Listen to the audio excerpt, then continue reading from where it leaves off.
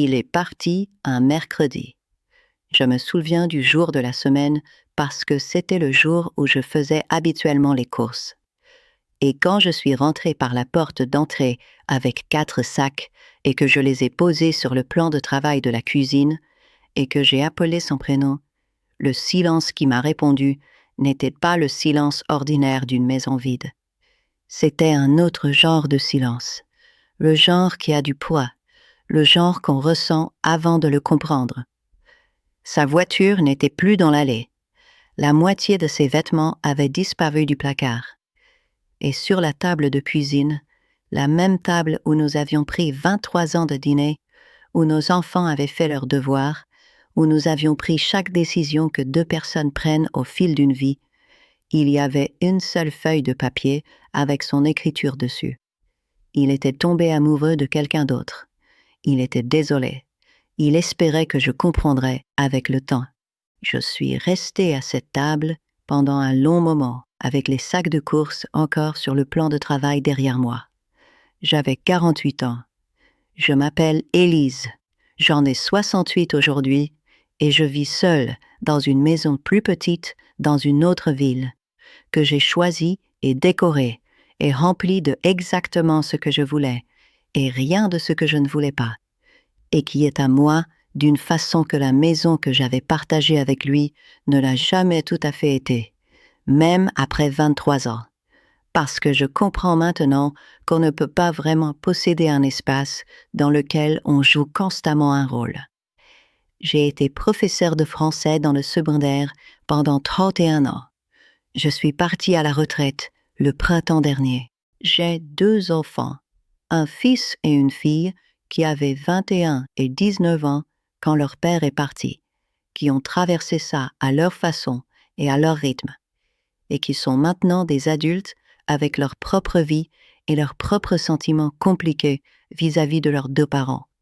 Et il y a 2 mois, mon téléphone a sonné. C'était lui. Je connaissais son numéro. On n'oublie pas un numéro après 23 ans. Je suis restée là à regarder le téléphone sonner et j'ai pris la décision de répondre ou non avant qu'il bascule sur la messagerie. Et ce que j'ai fait dans ces quelques secondes et ce que j'ai dit quand j'ai répondu est vraiment au cœur de ce que je veux vous dire aujourd'hui. Mais je dois d'abord vous raconter les autres parties, parce que la réponse que je lui ai donnée a mis 20 ans à arriver. Et on ne peut pas comprendre ce que j'ai dit sans comprendre ce que ces 20 ans ont été.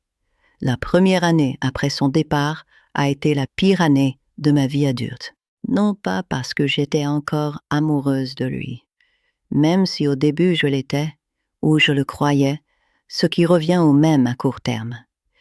Mais parce qu'à 48 ans, j'avais été la moitié de quelque chose depuis si longtemps que je ne savais plus avec aucune clarté à quoi ressemblait l'autre moitié, la moitié qui n'était que moi.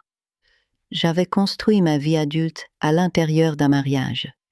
Mes amitiés étaient devenues nos amitiés. Mes week-ends étaient devenus nos week-ends. Mon idée de l'avenir avait une forme spécifique qui l'incluait dans chaque version. Et sans lui, l'avenir n'était pas triste exactement. Il était informe, ce qui était d'une certaine façon plus effrayant que la tristesse. J'ai appris environ 6 semaines après son départ que la femme pour laquelle il m'avait quitté avait 34 ans. 14 ans de moins que moi. Je l'ai appris de la façon dont on apprend les choses dans cette période. Non pas parce que quelqu'un me l'a dit directement, mais parce que l'information circule et parce que les gens qui vous aiment vous disent parfois des choses qu'ils croient que vous avez besoin de savoir, même quand savoir rend tout pire pendant un moment. Je ne vais pas prétendre que ça n'avait pas d'importance. Ça en avait énormément, de la façon spécifique et particulière dont être remplacé par une femme plus jeune en a pour une femme de 48 ans. Ce qui ne se réduit pas à la vanité, mais au message que ça envoie. Le message que vous avez été évalué et jugé dépassé, que les années que vous avez données n'étaient pas suffisantes, que la personne que vous étiez devenue au fil de ces années, avec toute la complexité et la profondeur que seul le temps peut construire en quelqu'un, valait moins que la nouveauté. Je sais que ce n'est pas nécessairement la vérité de ce qu'il pensait, mais c'est ce que ça faisait de le recevoir. Je n'ai pas traversé la première année avec élégance. Je veux être honnête là-dessus, parce que je crois que c'est plus utile qu'une histoire où la femme trahie est immédiatement digne et posée. Ce qui n'est pas ainsi que fonctionne le deuil, ni ainsi que fonctionne la trahison.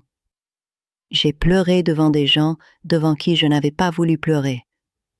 J'ai dit des choses sur lui à des amis communs que j'ai regrettés ensuite, non pas parce qu'elles n'étaient pas vraies, mais parce que je leur donnais du poids en les disant. J'ai traversé une période d'environ 4 mois où je buvais plus de vin que ce n'était raisonnable, et où je regardais beaucoup de séries télévisées, et où j'ai laissé le jardin partir à l'abandon. Ce que j'inclus parce que c'est vrai, et parce que quiconque a traversé quelque chose de similaire le reconnaîtra et se sentira moins seul. Puis lentement, je suis revenue. Ça n'est pas arrivé parce que j'ai décidé d'être forte. C'est une autre version de cette histoire à laquelle je ne crois pas. La version où la femme se ressaisit par pure volonté et émerge transformée. Ce qui s'est réellement passé était plus petit et plus progressif que ça. Une collègue m'a invité à rejoindre un groupe de randonnée et j'ai dit oui davantage pour avoir quelque chose à faire le samedi matin que par enthousiasme réel.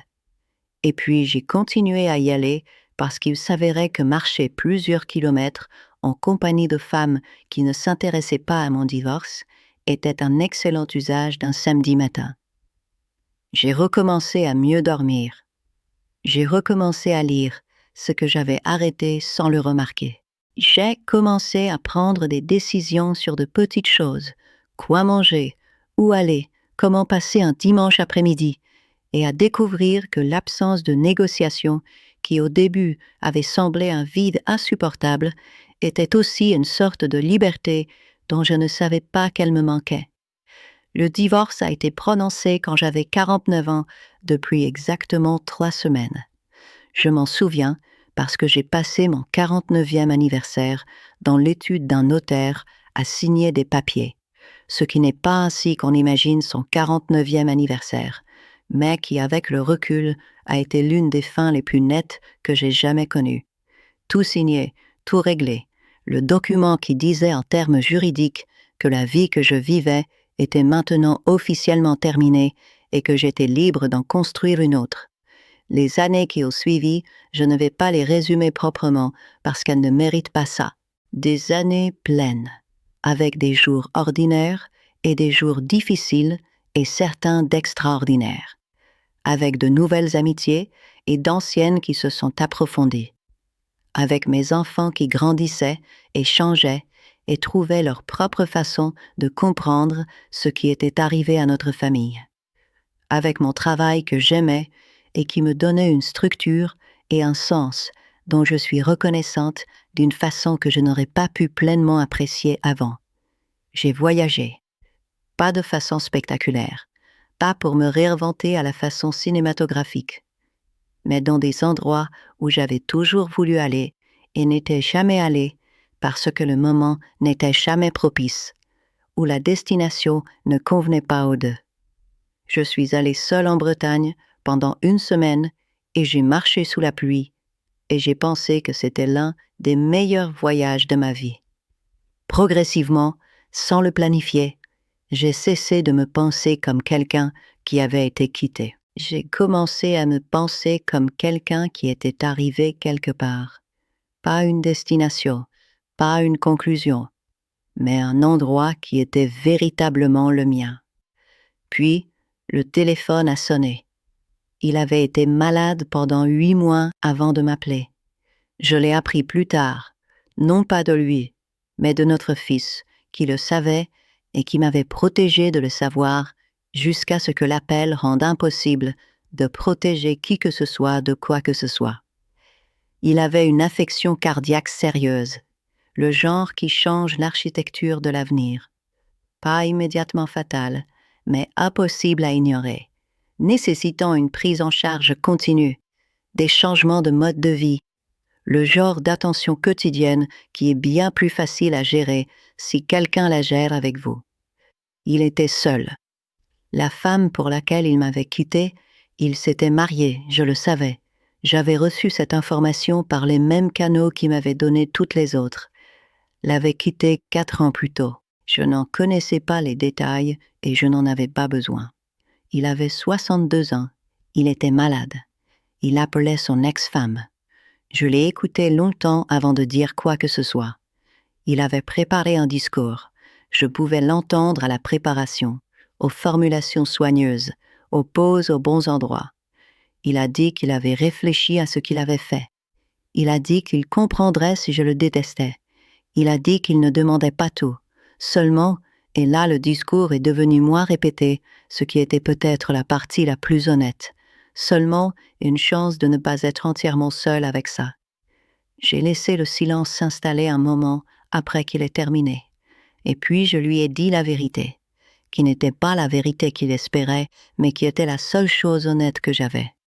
Que je l'avais détesté pendant une période, et que cette période était passée et avait été remplacée par quelque chose qui n'était ni haine ni son contraire, mais simplement une compréhension lucide de qui il était et de ce qui s'était passé. Je lui ai dit que j'étais sincèrement désolée qu'il soit malade, parce que je l'étais, et que j'espérais qu'il avait de bons soins médicaux, parce que je le souhaitais aussi. Et puis je lui ai dit que je n'allais pas être la personne qu'il décrivait, non pas pour le punir, non pas par amertume. Je veux être précise là-dessus, parce que je sais à quel point il est facile de supposer que l'amertume est le moteur d'un refus comme celui-là. Mais parce que ce qu'il demandait m'obligeait à reculer dans un rôle dont je m'étais défaite pendant 20 ans. Et je n'étais pas prête à faire ça, parce que la femme qui était revenue de ce qu'il lui avait fait était revenue comme quelqu'un de différent. Et cette quelqu'un n'était pas disponible pour servir d'atterrissage en douceur après que les conséquences de ses propres choix les rattrapaient. Je lui ai souhaité du bien. Je le pensais. Je lui ai dit d'appeler notre fils s'il avait besoin de soutien. Et notre fils ferait ce qu'il pouvait pour coordonner. Et je lui ai dit que j'espérais qu'il trouverait la paix avec le temps qui lui restait, quel que soit ce temps. Puis j'ai mis fin à la peine. Je suis restée avec le téléphone à la main pendant quelques minutes. Je veux être honnête sur ce que j'ai ressenti, parce que je crois que la version honnête est plus utile que la version propre. J'ai ressenti de la tristesse, une vraie tristesse, non pas pour ce qui aurait pu être, mais pour lui, pour le fait qu'une personne que j'avais aimée autrefois soit malade et seule. J'ai ressenti ça, et je me suis laissé le ressentir, parce que refuser de le ressentir aurait demandé une dureté qui ne m'intéresse pas.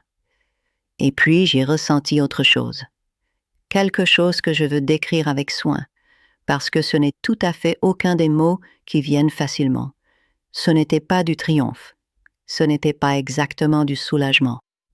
C'était quelque chose de plus proche de la confirmation que le travail des 20 dernières années avait été réel, que la personne que j'étais devenue était solide d'une façon qui ne pliait pas sous ce genre de pression, que j'avais enfin et complètement ma propre vie et qu'aucun appel téléphonique de qui que ce soit ne pouvait atteindre cette vie et la vider de sa substance comme ce mercredi 20 ans plus tôt l'avait fait. C'est ce que je veux vous laisser. Non pas l'histoire d'une femme qui a été trahie et qui a eu son moment de revanche, parce que ce n'est pas cette histoire, mais l'histoire de ce qui devient possible quand quelqu'un vous prend tout et que vous découvrez lentement et imparfaitement et sur de nombreuses années que vous aviez plus en vous que vous ne le saviez. Il l'a choisi plutôt que moi. Et ce choix, qui pendant longtemps a semblé la pire chose qui me soit jamais arrivée, s'est avéré être la chose qui m'a rendue à moi-même. Je ne recommande pas le chemin, mais je ne regrette pas de l'avoir parcouru. Est-ce que quelqu'un en qui vous aviez confiance vous a jamais quitté pour quelqu'un d'autre? Avez-vous survécu? Êtes-vous en train de survivre en ce moment? Dites-le moi dans les commentaires. Vous n'êtes pas seul dans tout ça. et ce qui vous attend de l'autre côté est plus que ce que vous pouvez voir de là où vous vous trouvez.